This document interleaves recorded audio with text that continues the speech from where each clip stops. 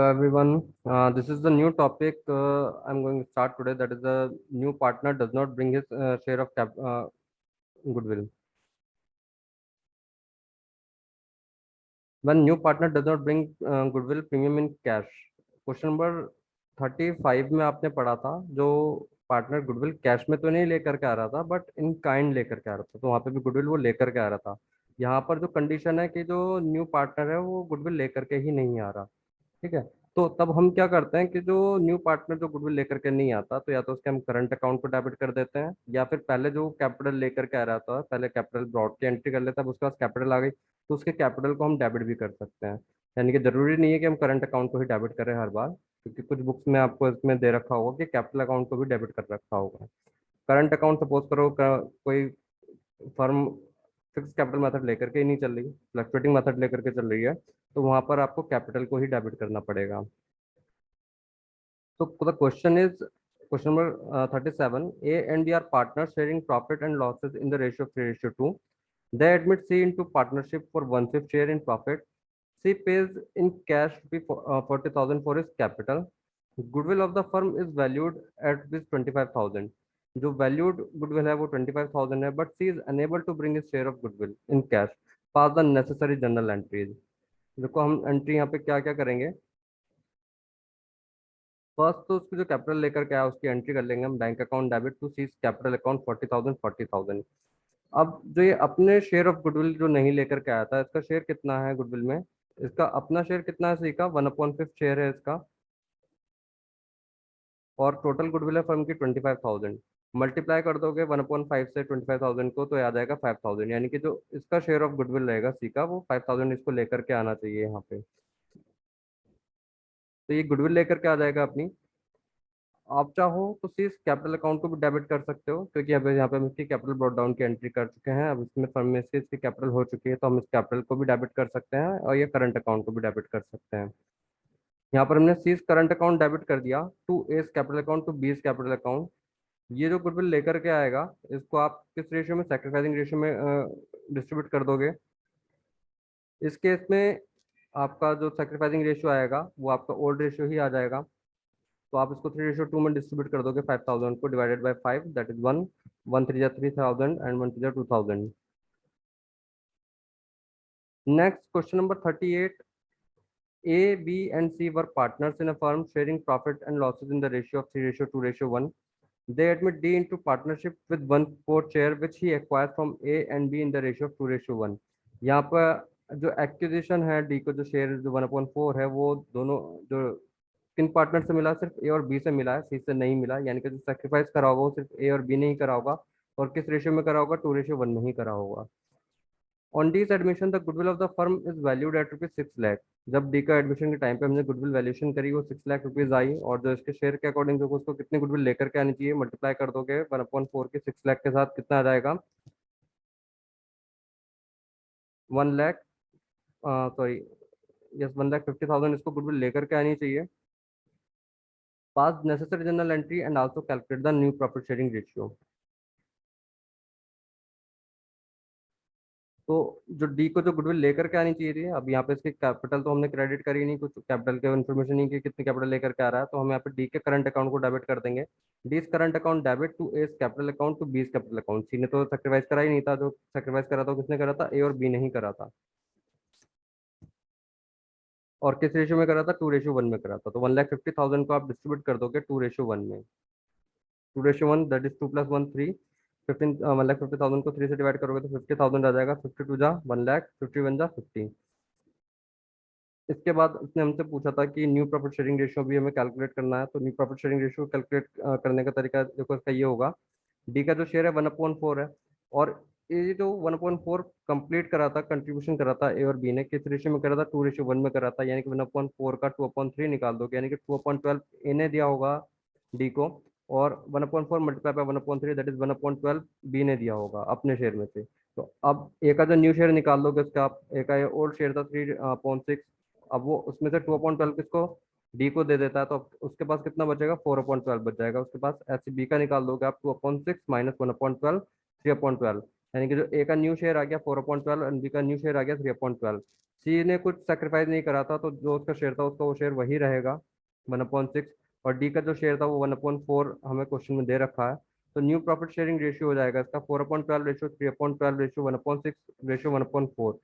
क्योंकि यहाँ पर डिनोमिनेटर सेम नहीं है तो डिनोमिनेटर सेम कर देंगे। उसके बाद जो चेंजेस होंगे ऊपर न्यूमरेटर में, दैट इज 4 3 2 3, क्योंकि यहाँ पर क्या करा होगा, 2 से मल्टीप्लाई करोगे तो ऊपर भी 2 से मल्टीप्लाई करोगे, 2 1 जा 2, यहाँ पर 3 से मल्टीप्लाई करोगे तो ऊपर भी 3 से मल्टीप्लाई करोगे, 3 1 जा 3। तो न्यू प्रॉफिट शेयरिंग रेशियो आ गया 4:3:2:3 आ गया यहाँ पे। Now question number 39। A and B are partners sharing profit in the ratio of 3:2 on 1st April 2022. They admit C as a new partner for 1/4 share। जब कभी आपको डेट दे दी जाती है तो आपको अपनी जनरल एंट्री में डेट मेंशन करना बहुत जरूरी हो जाता है। 1 अप्रैल 2022 को सी को एडमिट करा है जिसका शेयर 1/4 है। सी जो शेयर लेता है 1/5 of his share from A, 1/5 share तो ए से ले लेता है, बाकी और इन्फॉर्मेशन हमें नहीं दी तो हम यहीं से डिड्यूस करते हैं। अगर 1/5 पार्ट ए से लेगा तो रिमेनिंग पार्ट किससे लेगा, वो बी से लेगा। कितना, 4/5 पार्ट बी से ले लेगा यहाँ पे। Goodwill on C's admission is to be valued on the basis of capitalization of average profit of the last 5 years। ठीक है, जब आपको गुडविल मेंशन कर देता है कि आपको जो गुडविल का वैल्यूएशन करना है उस मेथड से करना है, तो वही स्पेसिफिक मेथड आप यूज करेंगे। उसी मेथड के थ्रू आप गुडविल को कैलकुलेट करेंगे और किसी मेथड से आप अप्लाई नहीं करेंगे। तो ईयर एंडेड आपको यहाँ पे दे रखे हैं, प्रॉफिट दे रखे हैं। 31 मार्च 2018 में जो प्रॉफिट रहा 50,000 रहा, और 2019 में जो प्रॉफिट रहा 1,20,000 रहा। इसमें इंक्लूड क्या है यहाँ पे, gain 40,000 from sale of fix asset. तो ये जो गेन है ये रेगुलर बिजनेस एक्टिविटी से नहीं है, आपने फिक्स एसेट सेल करें उसका है, यानी कि एबनॉर्मल गेन हो गया। इसको आप क्या करोगे, माइनस कर दोगे। 1,20,000 में से 40,000 को माइनस कर दोगे, 80,000 नॉर्मल प्रॉफिट आ जाएगा, वो आप ऐड करोगे इसमें। 31 मार्च 2020 को लॉस हुआ है 60,000 का after charging loss by fire. ये एक एबनॉर्मल लॉस हो गया। नॉर्मल सर्कमस्टेंस में हर साल फायर नहीं लगती बिजनेस में, तो जो 50,000 का जो लॉस है ये एबनॉर्मल है। इसको आप क्या करोगे, ऐड बैक कर दोगे, क्योंकि यहाँ पर लॉस था, ये माइनस में था और ये प्लस कर दोगे आप, तो प्लस माइनस मिलकर 10,000 हो जाएगा। यानी कि अब जो लॉस बचेगा सिर्फ 10,000 का लॉस बचेगा यहाँ पे। इसको आप माइनस कर दोगे बाकी दोनों एडिशनल प्रॉफिट उसमें से, एडेड प्रॉफिट में से। 31 मार्च 2021 लॉस 1 लाख रुपीज का है। ये लॉस कब है, जब after charging voluntary retirement compensation paid to 1,50,000। Retirement हर साल किसी का रिटायरमेंट नहीं होता, कोई एम्प्लॉयज का हर साल रिटायरमेंट नहीं होता है, कि नॉन रिकरिंग एक्सपेंडिचर है। तो नॉन रिकरिंग एक्सपेंडिचर को भी आप क्या करते हो, वापस ऐड बैक कर देते हो। यहाँ पर ऑलरेडी लॉस था 1 लाख का, इसको आप ऐड बैक कर दोगे तो 50,000 प्रॉफिट आ जाएगा, वो आप ऐड कर दोगे ऑलरेडी एडेड जो अब तक प्रॉफिट आपका आ चुका है, एडजस्टेड प्रॉफिट। 31 मार्च 2022 प्रॉफिट 1,90,000 का दे रखा है, इसको भी आप क्या कर दोगे, ऐड कर दोगे। इससे आप क्या करोगे, एवरेज प्रॉफिट निकाल दोगे आप।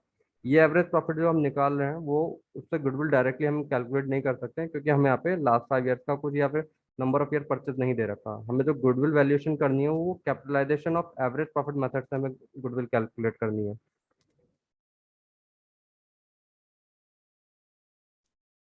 अब उसके बाद देखो यहाँ पे आपको दे रखा है, on 1 April 2022 the firm had asset 7 lakh and external liabilities 2,20,000। The normal rate of return on capital is 12%। ठीक है, तो यहाँ पर एवरेज प्रॉफिट का उसका फॉर्मूला क्या होता है, capitalisation of average profit method. देखो इसका फॉर्मूला यहाँ पर होता है, ये मैंने नीचे सॉल्व करके दिखा रखा है। Goodwill of the firm equals to capitalise value of average profit minus net assets. Capitalise value of average profit minus net assets आप कर दोगे। Capitalise value of average profit देखो निकालने का तरीका क्या होता है।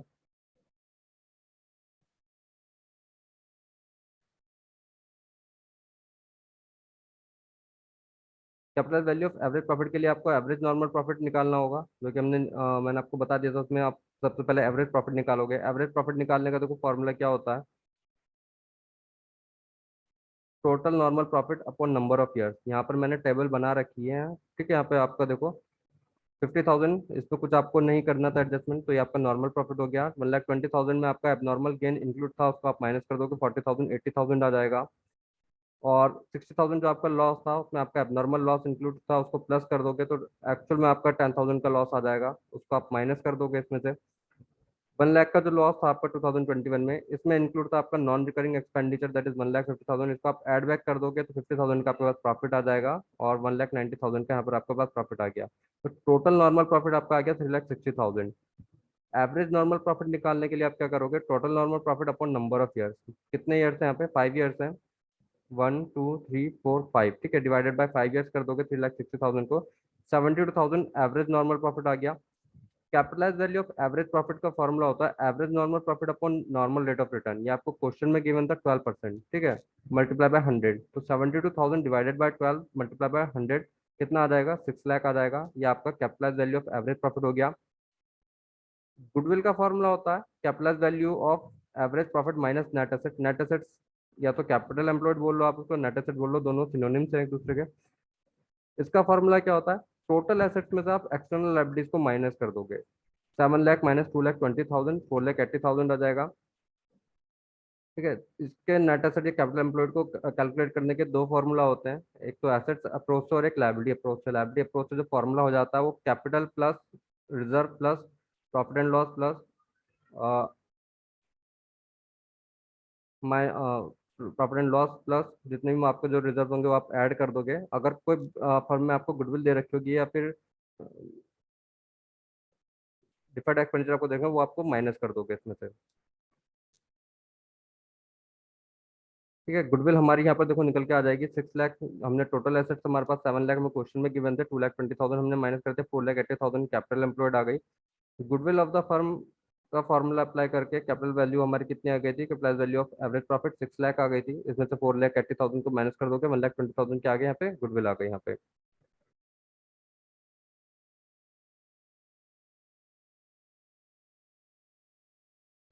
यहाँ पर हमें क्या करने के लिए बोलता है, C brings in rupees 1,25,000 for is capital but is unable to bring is share of goodwill in cash. जो सी क्या करता है, 1,25,000 कैपिटल तो लेकर के आता है अपने, लेकिन जो अपने शेयर ऑफ गुडविल लेकर के नहीं आ पाता। तो यहाँ पर आपको तीन क्वेश्चन दिए करने के लिए, you are required to calculate C share of goodwill, वो हमने कैलकुलेट कर लिया है, ठीक है, 1,20,000 सॉरी टोटल गुडविल आई है। अब देखो सी का शेयर कितना होगा इसमें, सी का जो शेयर था कितना था यहाँ पे, 1/4 शेयर था सी का। तो हमने जो गुडविल कैलकुलेट करी है कितनी, 1,20,000 मल्टीप्लाई बाय 1/4, गुडविल आ जाएगी कितनी आ जाएगी इसकी, C share of goodwill 1,24,20,000 multiply 1/4 that is 30,000, इसकी गुडविल आ गई यहाँ पर, ठीक है। दूसरा उसने हमसे क्वेश्चन क्या बोला था यहाँ पे करने के लिए,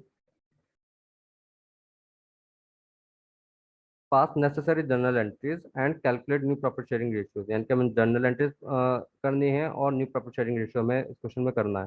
तो जनरल एंट्री करना शुरू करेंगे, तो कैपिटल तो वो लेकर के आ रहा है अपने साथ में, तो कैपिटल की एंट्री हो जाएगी ब्रॉड डाउन की, सबसे पहले bank account debit to C's capital account. कितनी कैपिटल लेकर के आ रहा है, 1,25,000 की कैपिटल लेकर के आ रहा है।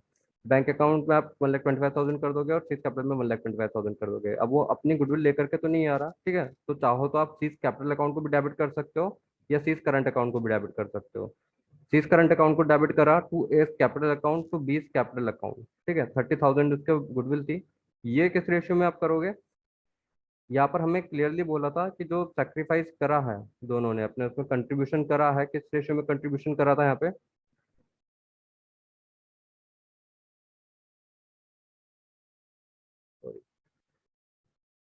ए ने 1/5 अपना सेक्रीफाइस करा था और बी ने 4/5, तो इसको 1:4 में आप कर दोगे यहाँ पे।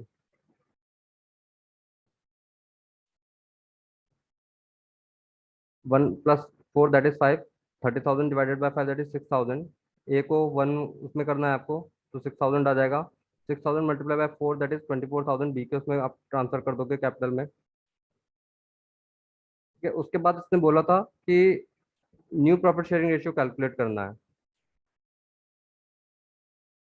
तो देखो calculation of new profit sharing ratio, contribution of A that is 1/4 multiply bye 1/5, जो सी का शेयर था 1/4 और उसके लिए ए ने कितना कंट्रीब्यूट करा था 1/5, तो उसका 1/5 कितना निकल के आ गया 1/20, यानी कि ए ने जो सेक्रीफाइस करा 1/20 का करा है, तो ए का न्यू शेयर निकाल दोगे आप। ओल्ड शेयर कितना था ए का, 3/5 माइनस 1/20 दैट इज 11/20 आ जाएगा ए का न्यू शेयर। ऐसे जो बी का कंट्रीब्यूशन होगा फिर 4/5 रहा होगा, तो 1/4 का 4 पार्ट यानी कि जितना कंट्रीब्यूट करा होगा, यानी कि 4/20 एक्चुअली में किसने दिए होंगे, बी ने दिए होंगे शेयर। तो बी का न्यू शेयर निकाल लोगे आप, ओल्ड शेयर है इसका बी का 2/5 माइनस 4/20, कितना आ जाएगा बी का न्यू शेयर निकल के, 4/20 आ गया। सी का शेयर 1/4 है, न्यू प्रॉफिट शेयरिंग रेशियो निकाल लिख करके आप दिखा दोगे। ए का 11/20 आया है न्यू शेयर, बी का 4/20 आया है और सी का 1/4 है। डिनोमिनेटर सबका सेम कर दोगे तो 11:4:5 आ जाएगा। Now come to the question number 40, that is P, Q, and R share profit in the ratio of 5:3:2 as was admitted into partnership as brings in rupee 3,000 sorry 30,000 as its capital। S क्या करता है, 30,000 capital लेकर के आता है। S is entitled for 1/5 share in profit which acquired equally from P Q and R. ये जो S का शेयर है 1/5, ये इक्वली तीनों पार्टनर से ले लेता है यहाँ पे, यानी कि जो सेक्रीफाइसिंग रेशियो हो जाएगा आपका 1:1:1 आ जाएगा। Goodwill of the firm is to be valued at 3 years purchase of last 4 year average profit. Goodwill आपको कैसे कैलकुलेट करनी है, आपको पहले लास्ट 4 year का एवरेज प्रॉफिट निकालना है, फिर उसके मल्टीप्लाई आपको नंबर ऑफ ईयर्स से करना है, दैट इज 3 years। मल्टीप्लाई कर दो कि आपके पास गुडविल आ जाएगी। The profit of the last 4 years आपको दे रखा है 32,000, 38,000, 35,000 एंड 31,000। इन चारों का आप ऐड करोगे, डिवाइडेड बाय 4 करोगे तो आपके पास एवरेज प्रॉफिट आ जाएगा। उस एवरेज प्रॉफिट की मल्टीप्लाई आप नंबर ऑफ ईयर्स परचेज से कर दोगे 3 years से, तो आपके पास गुडविल निकल के आ जाएगा। S can not bring goodwill in cash, S जो अपनी गुडविल कैश में लेकर के नहीं आ पाता। Goodwill already appears in the books at ₹50,000, यानी कि जो ओल्ड गुडविल है, ठीक है, जो आपके बुक्स ऑफ अकाउंट में और बैलेंस शीट में आपने दिखा रखी है, इसको आप ओल्ड रेशियो में क्या करोगे, रिटर्न ऑफ कर दोगे। सबसे पहले काम यही होता है कि जो आपके जो बैलेंस शीट में गुडविल होती है उसको रिटर्न ऑफ करने का सबसे पहले काम आता है, क्योंकि अगर न्यू पार्टनर के आने से पहले अगर इसको रिटर्न ऑफ नहीं करा जाता तो क्या जो न्यू पार्टनर होता है वो उसको क्लेम कर सकता है कि उसको भी इसमें से शेयर मिलना चाहिए, क्योंकि जब सब एसेट्स में से उसका शेयर होता है तो right of a new partner रहता है कि वो right of the sharing assets, तो वो इसमें से भी शेयरिंग के लिए क्लेम कर सकता है। गिव जर्नल एंट्रीज, आपको जनरल एंट्रीज करनी है इससे रिलेटेड। सबसे पहले रिटर्न ऑफ की एंट्री करोगे, जो गुडविल आपके बैलेंस शीट में दिखा रखी थी 50,000, इसको आप ओल्ड रेशियो में करोगे, तो ओल्ड रेशियो आपको क्वेश्चन में दे रखा है 5:3:2। 5 + 3 8, 8 + 2 10, यानी कि 50,000 डिवाइडेड बाय 10 दैट इज 5,000। तो 5:3:2 में इसको आप कर दोगे, यानी कि इसको आप 5 शेयर दे दोगे, इसको 3 दे दोगे और इसको 2 दे दोगे आप, तो ये आपका हो जाएगा 5 5 = 25,000 एंड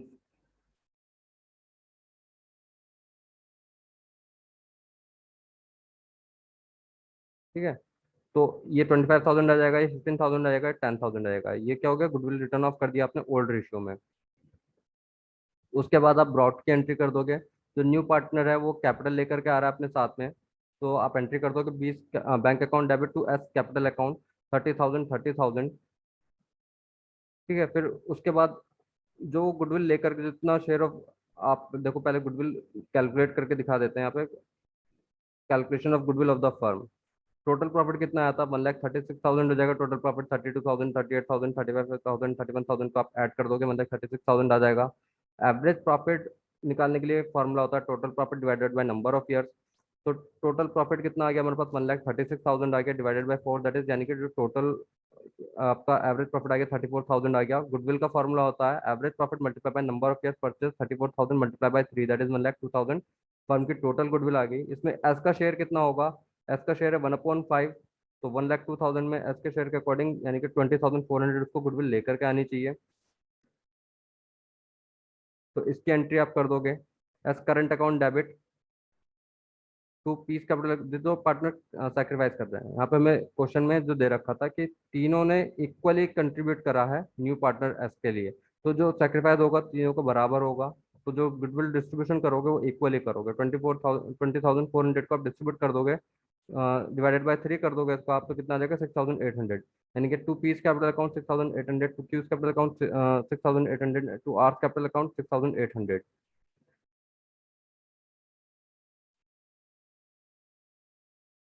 सेक्रीफाइसिंग रेशियो आपका यहाँ पे मैंने इसको सब कुछ मेंशन कर रखा है। कोई कंफ्यूजन कोई डाउट हो तो आप उसको मुझसे दोबारा पूछ लेना। अगर वीडियो में आपको लग रहा है कि मैं बहुत ज़्यादा तेज तेज बोल रहा हूँ तो आप थोड़ा सा स्लो उसको करके देख सकते हो। Thank you.